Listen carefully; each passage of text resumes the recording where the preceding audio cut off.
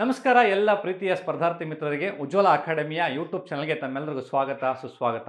ಆತ್ಮೀಯ ಹಾಗೂ ನನ್ನ ಪ್ರೀತಿಯ ಸ್ಪರ್ಧಾರ್ಥಿ ಮಿತ್ರರೇ, ಈ ವಿಡಿಯೋದಲ್ಲಿ ನಾನು PSI ಹಳೆಯ ಪ್ರಶ್ನೆ ಪತ್ರಿಕೆಯ ಮೆಂಟಲಿಬಿಟಿ ಪ್ರಶ್ನೆಗಳನ್ನು ಬಿಡಿಸ್ತಾ ಹೋಗ್ತಾ ಇದ್ದೀನಿ. ಬನ್ನಿ ನಮ್ಮ ಯೂಟ್ಯೂಬ್ ಚಾನಲ್ಗೆ ಸ್ವಾಗತ ಹೇಳ್ತಾ, ಯಾರೆಲ್ಲ ಸಬ್ಸ್ಕ್ರೈಬ್ ಆಗಿಲ್ಲ ದಯವಿಟ್ಟು ಸಬ್ಸ್ಕ್ರೈಬ್ ಆಗಿ ಅಂತ ಹೇಳ್ತಾ ಹೆಚ್ಚು ಹೆಚ್ಚು ನಿಮ್ಮ ಫ್ರೆಂಡ್ಸ್ಗೆ ತಿಳಿಸಿ ಅಂತ ಕೇಳ್ಕೊಳ್ತಾ ರೈಟ್. ಸೊ ಇವತ್ತು ಸ್ನೇಹಿತರೆ ತಮಗೆಲ್ಲ ಗೊತ್ತಿರ್ಬೋದು, ಏನು ಒಳ ಮೀಸಲಾತಿಗೆ ಸಂಬಂಧಪಟ್ಟಂತೆ ಏನೊಂದಷ್ಟು ಸಮಸ್ಯೆ ಅಥವಾ ಒಂದೇನು ಪ್ರಕ್ರಿಯೆ ನಡೀತಾ ಇದೆ, ಅದು ಮುಗಿದ ಕೂಡಲೇ ಆಯಿತಾ 600 PSI ಮತ್ತು ಎಕ್ಸೈಸ್ ಸಬ್ ಇನ್ಸ್ಪೆಕ್ಟರ್ ನೋಟಿಫಿಕೇಶನ್ಸ್ ಆಗ್ತಾ ಇದೆ.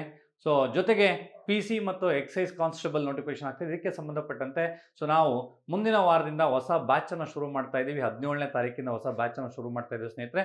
ಸೊ ದಯವಿಟ್ಟು ತಾವೇನಿದ್ರ ಈ ವಿಚಾರವನ್ನು ತಮ್ಮೆಲ್ಲ ಸ್ನೇಹಿತರಿಗೆ ತಿಳಿಸುವಂಥ ಪ್ರಯತ್ನ ಪಡಿ, ಹೆಚ್ಚು ಶೇರ್ ಮಾಡಿ. ಕಳೆದ 2 ರಿಕ್ರೂಟ್ಮೆಂಟಲ್ಲಿ ರೈಟ್ PSI ಮತ್ತು PC ರಿಕ್ರೂಟ್ಮೆಂಟಲ್ಲಿ ಬೆಂಗಳೂರಲ್ಲಿ ಅತ್ಯುತ್ತಮವಾದಂಥ ಫಲಿತಾಂಶ ನೀಡುವಂಥ ಸಂಸ್ಥೆ ನಮ್ಮದಾಗಿದೆ. ಸಿವಿಲ್ PC ಮತ್ತು PC ರಿಕ್ರೂಟ್ಮೆಂಟಲ್ಲಿ 32 ಜನ ವಿದ್ಯಾರ್ಥಿಗಳು ನಮ್ಮ ಉಜ್ವಲ ಅಕಾಡೆಮಿಯ ವಿದ್ಯಾರ್ಥಿಗಳು ಆಯ್ಕೆಯಾಗಿದ್ದಾರೆ. ಆಮೇಲೆ PSI 545 ಮತ್ತು 402 ಎರಡೂ ಸೇರಿ ಒಟ್ಟು 14 ಜನ ವಿದ್ಯಾರ್ಥಿಗಳು ನಮ್ಮ ಸಂಸ್ಥೆಯಿಂದ ಆಯ್ಕೆಯಾಗಿದ್ದಾರೆ. ಸೊ ಒಂದು ನಮ್ಮದೇ ಆದಂಥ PSIಗೆ ತಮ್ಮ ಉಜ್ವಲ ಅಕಾಡೆಮಿ ತಂದೇ ಆದಂಥ ಒಂದು ಬ್ರ್ಯಾಂಡನ್ನು ಹೊಂದಿರುವಂಥ ಒಂದು ಸಂಸ್ಥೆ ಆಗಿದೆ. ಸೊ ಹಾಗಾಗಿ ಹೊಸ ಬ್ಯಾಚ್ಗೆ ಸೇರಿಕೊಳ್ಳೋರಿಗೆ ಸೊ ನಮ್ಮ ಹೆಚ್ಚಿನ ಮಾಹಿತಿಗಾಗಿ ಕೆಳಗಡೆ ಕಾಣ್ತಾ ಇರುವಂಥ ಸಂಖ್ಯೆಗೆ ಕರೆ ಮಾಡಿ ಅಂತ ಹೇಳ್ತಾ ರೈಟ್. ಸೊ ಈ ವಿಚಾರದಲ್ಲಿ ನಾವು ಒಂದು ಪ್ರಶ್ನೆಯನ್ನು ಬಿಡಿಸ್ತಾ ಹೋಗೋಣ ರೈಟ್. ಸ್ನೇಹಿತರೆ, ಇಲ್ಲಿ ಸಬ್ಸ್ಟಿಟ್ಯೂಷನ್ಗೆ ಸಂಬಂಧಪಟ್ಟಂಥ ಒಂದು ಪ್ರಶ್ನೆ ಇದೆ ಆಯ್ತಾ. ಈ ವಿಡಿಯೋದ ಮೊದಲನೇ ಪ್ರಶ್ನೆ ನೋಡ್ತಾ ಬರೋಣ ಬನ್ನಿ. ಒಂದು ವೇಳೆ ಗಿಳಿಯನ್ನ ನವಿಲು ಎಂದು ಕರೆದರೆ, ಗಿಳಿಯನ್ನ ನವಿಲು ಎಂದು ಕರೆದರೆ ರೈಟ್, ನವಿಲನ್ನ ರೈಟ್, ಗುಬ್ಬಿ ಎಂದು ಕರೆದರೆ, ಗುಬ್ಬಿಯನ್ನ ಪಾರಿವಾಳವೆಂದು ಕರೆದರೆ, ಪಾರಿವಾಳವನ್ನ ಕಾಗೆ ಎಂದು ಕರೆದರೆ, ಭಾರತದ ರಾಷ್ಟ್ರೀಯ ಪಕ್ಷಿ ಯಾವುದು ಅಂತ ಕೇಳ್ತಾ ಇದ್ದಾರೆ. ತಮಗೆಲ್ಲ ಗೊತ್ತಿರಬೇಕು ಭಾರತದ ರಾಷ್ಟ್ರೀಯ ಪಕ್ಷಿ ಯಾವುದಪ್ಪ ಅಂತ ಜನರಲ್ ನಾಲೆಡ್ಜ್ ಗೊತ್ತಿರಬೇಕು. ಭಾರತದ ರಾಷ್ಟ್ರೀಯ ಪಕ್ಷಿ ನವಿಲು ಆಗಿರುತ್ತೆ ಅನ್ನುವಂಥದ್ದನ್ನ. ಸರ್ ಇಲ್ಲ ಆಪ್ಷನ್ಸ್ ಗುಬ್ಬಿ ನವಿಲು ಹೌದಲ್ವಾ ಸರ್? ಸಿ ಇದೆ ನವಿಲು ಅಂತ ನೀವೇನಾದ್ರೂ ಹಾಕಿದ್ರೆ ತಪ್ಪಾಗುತ್ತೆ. ಆಕ್ಚುಲಿ ನವಿಲು ತಪ್ಪು. ಯಾಕೆ ಅಂತಂದ್ರೆ ಇದು ಕೋಡೆಡ್ ಲ್ಯಾಂಗ್ವೇಜ್ ಆಗಿರೋದ್ರಿಂದ ಆ ಭಾಷೆಯಲ್ಲಿ ಈ ಪರ್ಟಿಕ್ಯುಲರ್ ಲ್ಯಾಂಗ್ವೇಜ್ ಅಲ್ಲಿ ನವಿಲ್ ಏನಂತ ಕರಿತಾರೆ ಅಂತ ನೋಡ್ಬೇಕಾಗುತ್ತೆ. ನವಿಲನ್ನ ಗುಬ್ಬಿ ಅಂತ ಹೇಳಿ ಕರೆಯಲಾಗುತ್ತೆ. ಹಾಗಾಗಿ ಈ ಪ್ರಶ್ನೆಗೆ ಸರಿಯಾದ ಉತ್ತರ ಗುಬ್ಬಿ ಆಗಿರುತ್ತೆ. B is right answer. ನವಿಲು ತಪ್ಪು ಆನ್ಸರ್ ಅಂತ ಹೇಳ್ತಾ ಆತ್ಮೀಯ ಹಾಗೂ ನನ್ನ ಪ್ರೀತಿಯ ಸ್ನೇಹಿತರೆ ರೈಟ್. ಸೊ ನಾವು ಮುಂದಿನ ಪ್ರಶ್ನೆಗೆ ಹೋಗೋಣ. ಇಲ್ಲಿ ಮತ್ತೊಂದು ಪ್ರಶ್ನೆ ಇದೆ, ಲಾಜಿಕಲ್ ವೆನ್ ಡಯಾಗ್ರಾಮ್ಗೆ ಸಂಬಂಧಪಟ್ಟಂತ ಪ್ರಶ್ನೆ. ಇದ್ಯಾವುದಪ್ಪ ಅಂತಂದ್ರೆ ಲಾಜಿಕಲ್ ವೆನ್ ಡಯಾಗ್ರಾಮ್ಗೆ ಸಂಬಂಧಪಟ್ಟಂತ ಪ್ರಶ್ನೆ. ಏನ್ ಹೇಳ್ತಪ್ಪ ಈ ಪ್ರಶ್ನೆ ಅಂದ್ರೆ, ಈ ಕೆಳಗೆ 3 ಚಿತ್ರಗಳನ್ನು ನೀಡಲಾಗಿದೆ ಆಯ್ತಾ. ಈ ಲಾಜಿಕಲ್ ವೆನ್ ಡಯಾಗ್ರಾಮ್ ಅಲ್ಲಿ 3 ಚಿತ್ರಗಳನ್ನು ನೀಡಲಾಗಿದೆ ಅಥವಾ 3 ಸರ್ಕಲ್ ಇದಾವೆ. ಈ 3 ಸರ್ಕಲ್ ಅಲ್ಲಿ ತಾವೇನಾಗಿದೆ ಅನ್ನುವಂಥದ್ದು ನೋಡ್ತಾ ಹೋಗಿ ರೈಟ್ಸ್. ಒಂದು ಸ್ನಾತಕೋತ್ತರ ಆಯ್ತಾ, ಸ್ನಾತಕ ಪದವೀಧರರು.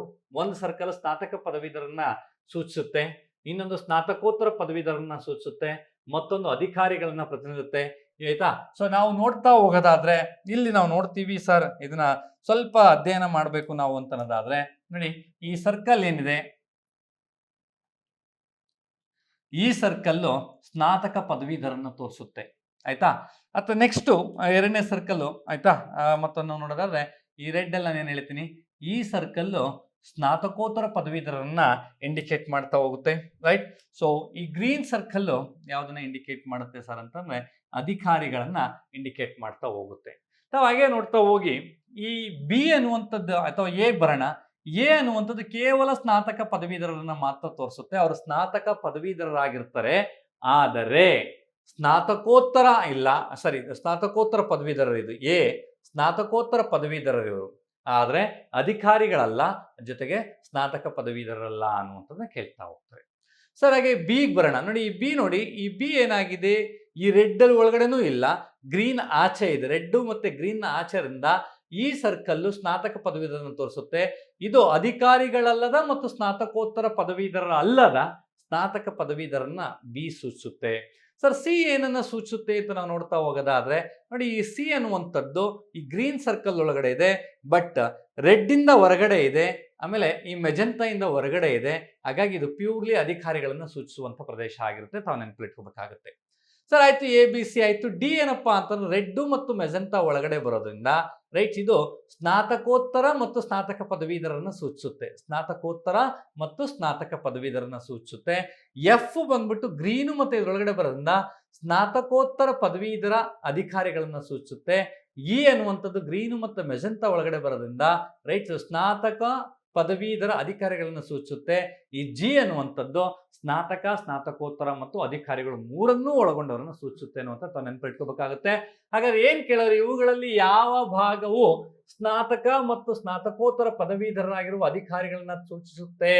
ಸ್ನಾತಕ ಮತ್ತು ಸ್ನಾತಕೋತ್ತರ ಪದವಿಯನ್ನು ಹೊಂದಿರುವ ಅಧಿಕಾರಿಗಳನ್ನು ಮೂರನ್ನೂ ಒಳಗೊಂಡಿರೋದು ಯಾವ್ದಪ್ಪ ಅಂತಂದ್ರೆ ಅದು ಜಿ ಆಗಿದೆ. ಈ ಪ್ರಶ್ನೆಗೆ ಸರಿಯಾದ ಉತ್ತರ ಎ ಆಗಿರುತ್ತೆ ಅನ್ನೋದನ್ನ ಹೇಳ್ತಾ ಮುಂದಿನ ಪ್ರಶ್ನೆಗೆ ಹೋಗೋಣ ಸ್ನೇಹಿತರೆ. ಎಸ್ ಹಾಗೂ ಮತ್ತೊಂದು ಪ್ರಶ್ನೆ ಏನಪ್ಪಾ ಇಲ್ಲಿ ಅಂತಂದ್ರೆ ರೈಟ್, ಸೊ ಒಂದು ಅರ್ಥಪೂರ್ಣ ಪದವಾಗುವ ಸಂಖ್ಯೆಗಳ ಗುಂಪನ್ನ ಕಂಡಿಡಿ ಅಂತ ಕೇಳಿದರೆ ನಿಮಗೆ ಗೊತ್ತಿರ್ಬೇಕನ್ಸುತ್ತೆ.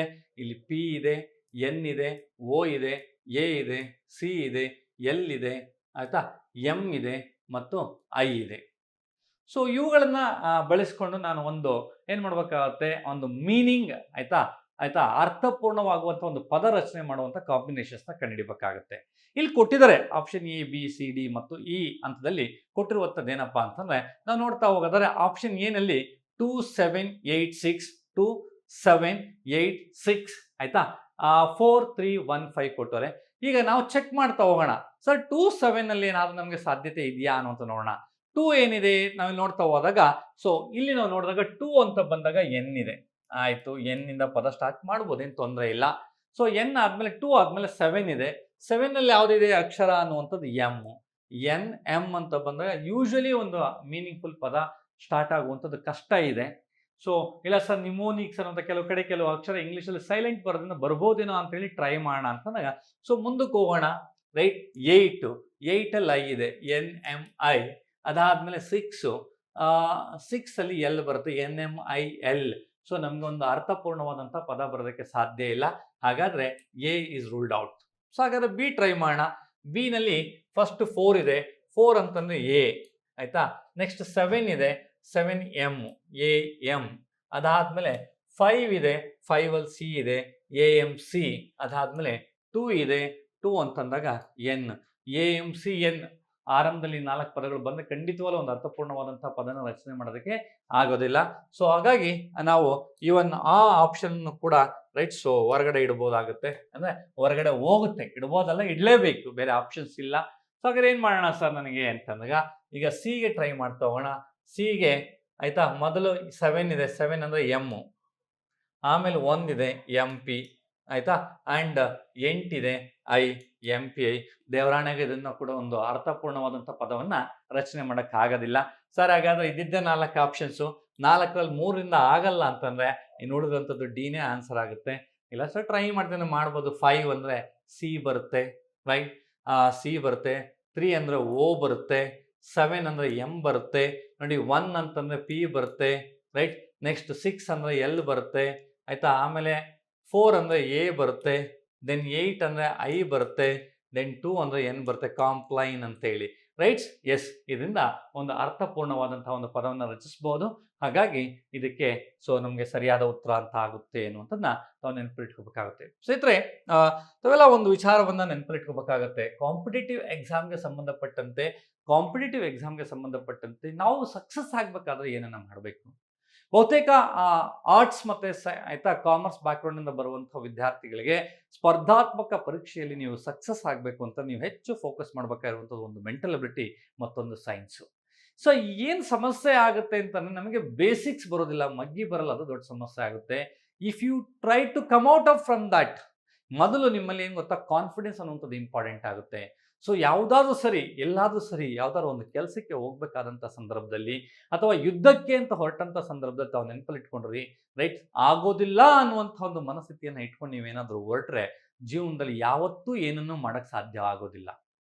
ಆಗೋದಿಲ್ಲ ಅನ್ನುವಂಥ ಮನಸ್ಥಿತಿಯಿಂದ ಈಚೆ ಬರಬೇಕು. ನನ್ನಿಂದ ಸಾಧ್ಯ ಅಂತ ಹೋದಾಗ ಮಾತ್ರ ಸಾಧ್ಯ ಆಗುತ್ತೆ. ಹಾಗಾಗಿ ಏನು ಆರ್ಟ್ಸ್ ಮತ್ತೆ ಕಾಮರ್ಸ್ ಬ್ಯಾಕ್ಗ್ರೌಂಡ್ ಇಂದ ಬಂದಂಥ ವಿದ್ಯಾರ್ಥಿಗಳು ಸೊ ಮೆಂಟಲ್ ಅಬಿಲಿಟಿ ನಾನು ಮಾಡಬಲ್ಲೆ, ನೀವು ತಯಾರಿ ಶುರು ಮಾಡ್ಕೋಬೇಕಾದ್ರೆ ನಾನು ಮಾಡಬಲ್ಲೆ, ನಾನು ಕಲಿಬಲ್ಲೆ, ಸಾಲ್ವ್ ಮಾಡಬಲ್ಲೆ ಅನ್ನುವಂಥ ಆತ್ಮವಿಶ್ವಾಸ ಇದ್ದಾಗ ಅಷ್ಟೇ ತಾವು ಗೆಲ್ಲೋದಕ್ಕೆ ಸಾಧ್ಯ ಆಗುತ್ತೆ ಅಂತ ಹೇಳ್ತಾ, ಇಲ್ಲೊಂದು ಪ್ರಶ್ನೆ ಇದೆ. ಒಂದು ದಿನದಲ್ಲಿ ಒಂದು ಗಡಿಯಾರದ ಮುಳ್ಳುಗಳು ಎಷ್ಟು ಬಾರಿ ಪರಸ್ಪರ ವಿರುದ್ಧ ದಿಕ್ಕಿನಲ್ಲಿ ಬರ್ತವೆ ಎನ್ನುವಂಥದ್ದು ಒಂದು ಪ್ರಶ್ನೆ ಇದೆ ಸ್ನೇಹಿತರೆ. ಸೊ ಅದಕ್ಕೆ ಆ ಪ್ರಶ್ನೆಗೆ ತಾವು ಉತ್ತರ ನಾವು ನೋಡೋದಾದ್ರೆ ನೋಡಿ, ಇಲ್ಲೊಂದು ಗಡಿಯಾರ ಅನ್ನುವಂಥ ತಗೊಂಡಾಗ ಸೊ ನಾವು ಈಗ ಬರಿತಾ ಹೋಗ್ತೀವಿ, right. 12, 6, then it will become 3, ಇದು 9 ಆಗುತ್ತೆ. 1, 2, 4, 5, 7, 8, 10, 11 ಹೀಗಿರುತ್ತೆ, ರೈಟ್. ಸೊ ಇಲ್ಲಿ ನಮಗೆ ಯಾವಾಗಲೂ ಒಂದೇನು ಹೇಳ್ತಾ ಹೋಗ್ತಿದೀವಿ ಅಂತಂದ್ರೆ, ಮುಳ್ಳುಗಳು ಒಂದ್ರ ಮೇಲೆ ಒಂದು ಬರೋದ್ರ ಮೇಲೆ ಕ್ವಶನ್ಸ್ ಕೇಳ್ತಾ ಹೋಗ್ತಾರೆ. ಮುಳ್ಳುಗಳು 90 ಡಿಗ್ರಿ ಆಗುವಂಥದ್ದನ್ನ ಕೇಳ್ತಾ ಹೋಗ್ತಾರೆ, ತಾವು ನೆನ್ಪಿಟ್ಕೋಬೇಕಾಗುತ್ತೆ. ಅಂಡ್ ಪರಸ್ಪರ ವಿರುದ್ಧ ದಿಕ್ಕು ಅಂದ್ರೆ 180 ಡಿಗ್ರಿ ಆಗುವಂಥದ್ದು ಕೇಳ್ತಾ ಹೋಗ್ತಾರೆ, ರೈಟ್. ಸೊ ನಾವು ನೋಡ್ತಾ ಹೋಗೋದಾದ್ರೆ ನೋಡಿ, ಇಲ್ಲಿ ಈ ರೆಡ್ ಅಲ್ಲಿ ಬರೆಯುವಂಥದ್ದು ಏನಿದೆ, so what we called suppose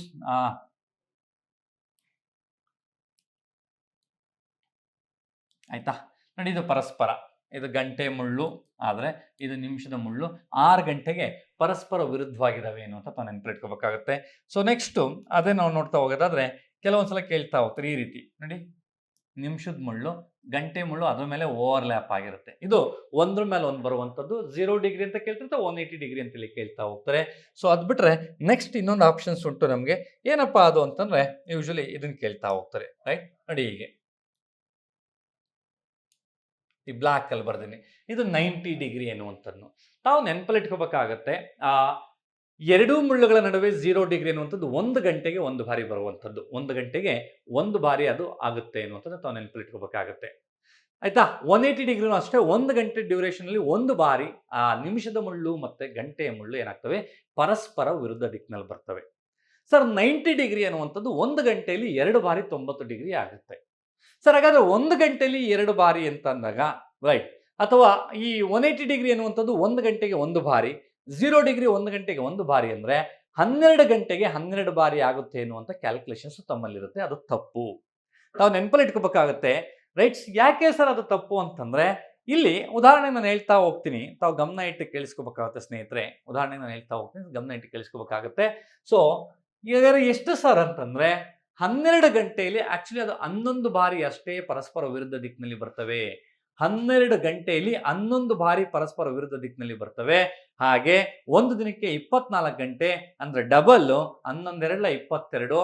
so ಒಂದು ದಿನದಲ್ಲಿ ಗಂಟೆ ಮುಳ್ಳು ಮತ್ತು ನಿಮಿಷದ ಮುಳ್ಳು ಕೇವಲ 22 ಬಾರಿ ಮಾತ್ರ ಪರಸ್ಪರ ವಿರುದ್ಧ ದಿಕ್ಕಿನಲ್ಲಿ ಬರ್ತವೆ. ಸರ್ ಆಗ ನೀವು ಹೇಳಿರಲ್ಲ ಸರ್, ಗಂಟೆಗೆ ಒಂದ್ಸಲ ಪರಸ್ಪರ ವಿರುದ್ಧ ಬರ್ತವೆ, ಈ ದಿನದಲ್ಲಿ 24 ಗಂಟೆ 24 ಸಲ ಆಗುತ್ತಲ್ವಾ ಅನ್ನುವಂಥ ಡೌಟ್ ಇದೆ. ಯಾಕಲ್ಲ 22 ಯಾಕೆ ಬರುತ್ತೆ ಅನ್ನುವಂಥದ್ದು ನಾನು ಇಲ್ಲಿ ಎಕ್ಸಾಂಪಲ್ ಕೊಡ್ತೀನಿ, ತಾವು ಗಮನ ಇಟ್ಟು ಕೇಳಿಸ್ಕೋಬೇಕಾಗುತ್ತೆ. ಎಸ್ ಸ್ನೇಹಿತರೆ, ಈಗ ತಾವು ನೋಡಿ ಇಲ್ಲಿ ಅಬ್ಸರ್ವ್ ಮಾಡಿ, ಆಯ್ತಾ. ಈಗ ಎಕ್ಸಾಕ್ಟ್ಲಿ 6 ಗಂಟೆ, ಇದು ಗಂಟೆ ಮುಳ್ಳು ಅಂತ ಅನ್ಕೊಳ್ಳೋಣ, ಇದು ನಿಮಿಷದ ಮುಳ್ಳು ಇಲ್ಲಿದೆ, ರೈಟ್. ಸೊ ಈಗ ಒಂದು ಬಾರಿ ಬಂದಿದೆ 6 ಗಂಟೆಯಿಂದ. ತಾವು ನೋಡ್ಬೇಕಾಗತ್ತೆ, 6 ಗಂಟೆಲಿ ಒಂದ್ಸಲ ಬಂತು ಅಂದ್ರೆ ಈ ಮುಳ್ಳು, ಈ ನಿಮಿಷದ ಮುಳ್ಳು ಹೀಗೆ ಸುತ್ಕೊಂಡು ಬರುತ್ತೆ ಅಂತ ಅನ್ಕೊಳ್ಳಿ. ಸುತ್ಕೊಂಡು ವಾಪಸ್ ಈ ಸ್ಥಾನಕ್ಕೆ ಬರೋದ್ರೊಳಗಡೆ ಈ ಗಂಟೆ ಮುಳ್ಳು 7 ಹತ್ರ ಇರುತ್ತೆ. ಗಂಟೆ ಮುಳ್ಳು 7 ಹತ್ರ ಇರುತ್ತೆ ಅಂದ್ರೆ 6 ರಿಂದ 7 ಗಂಟೆ ನಡುವೆ ಅವು ಸ್ಟ್ರೈಟ್ ಬರೋದಿಲ್ಲ.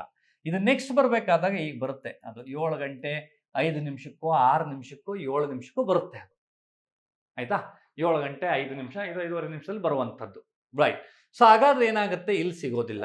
ಸೊ ನೆಕ್ಸ್ಟ್ ಇದು ಹಿಂಗೆ ಸುತ್ಕೊಂಡು ಬರ್ಬೋದೊಳಗಡೆ ಮತ್ತೊಮ್ಮೆ ತಾವು ಗಮನ ಇಟ್ಕೊಳ್ಳಿ, 6 ಮತ್ತು 7 ನಡುವೆ ಬರಲ್ಲ, 7 ಮತ್ತು 8 ನಡುವೆ ಬರುತ್ತೆ, 8 9 ನಡುವೆ ಬರುತ್ತೆ, 9 10 ಹೀಗೆ ಬರುತ್ತೆ. ಬಟ್ ಅದು ಇಲ್ಲಿಗೆ ಬಂದಾಗ ತಾವು ನೆನಪಲ್ಲಿ ಇಟ್ಕೊಂಡಿರಿ, ಸೊ 5 ಹತ್ರ ಇಲ್ಲ ಇದ್ದಾಗ ಈ ರೇಂಜಲ್ಲಿ ಒಂದ್ಸಲ ಬರುತ್ತೆ, ಅವು ಪರಸ್ಪರ ಆಪೋಸಿಟ್ ಇರುತ್ತೆ.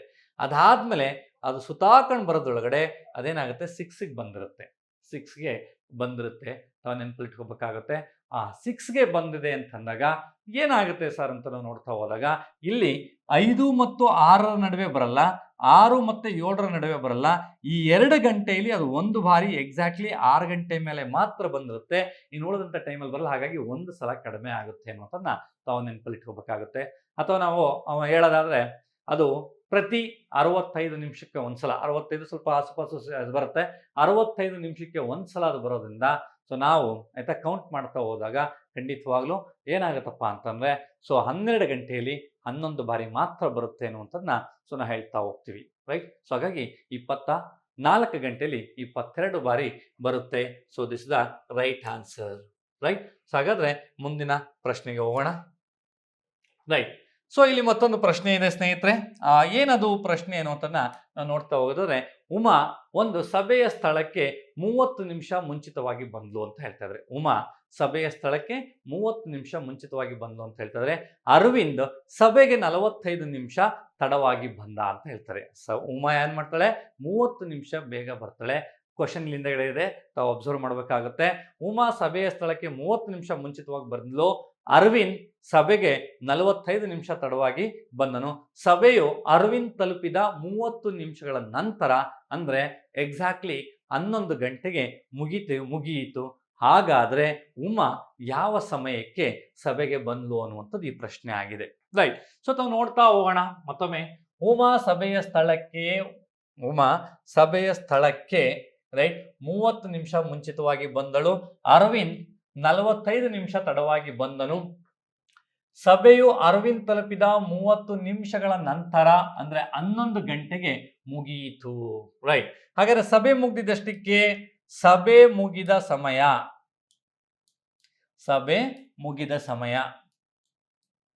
ಅದು 11 ಗಂಟೆ. ರೈಟ್. ಸೊ ಅವನು ತಲುಪಿದ 30 ನಿಮಿಷಗಳ ನಂತರ, ಅಂದ್ರೆ ರೈಟ್. ಸೊ ಇವನು ಆಯ್ತಾ, ಈ 11 ಗಂಟೆಗಿಂತ 30 ನಿಮಿಷ ಮುಂಚೆ ಬಂದ ಅಂತ ಅರ್ಥ. 11 ಗಂಟೆಗಿಂತ ರೆಡಿ. ಒನ್ಸ್ ಅಗೇನ್, ಅವನು ತಲುಪಿದ 30 ನಿಮಿಷಗಳ ನಂತರ, ಅಂದ್ರೆ 11ಕ್ಕೆ ಸಭೆ ಮುಗೀತು, ಅಂದ್ರೆ ಅವನು ತಲುಪಿದ ಸಮಯ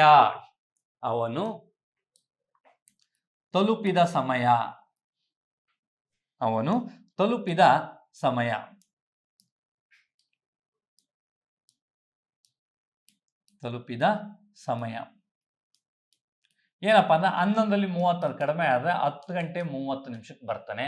ಬಟ್ ಅವ್ರು ಹೇಳ್ತಾರೆ, ಇವ್ರು 10 ಗಂಟೆ 30ಕ್ಕೆ ಬಂದರೂ ಕೂಡ ಸಭೆಗೆ ಆರಂಭದ ಸಮಯಕ್ಕೆ 45 ನಿಮಿಷ ತಡವಾಗಿ ಬರ್ತಾನೆ. 45 ನಿಮಿಷ ತಡವಾಗಿ ಬಂದಿದ್ದಾನೆ ಅಂದ್ರೆ 10:30ಕ್ಕೆ ಬಂದು 45 ನಿಮಿಷ ತಡ ಅಂತಂದ್ರೆ ಸಭೆ ಆರಂಭವಾದ ಸಮಯ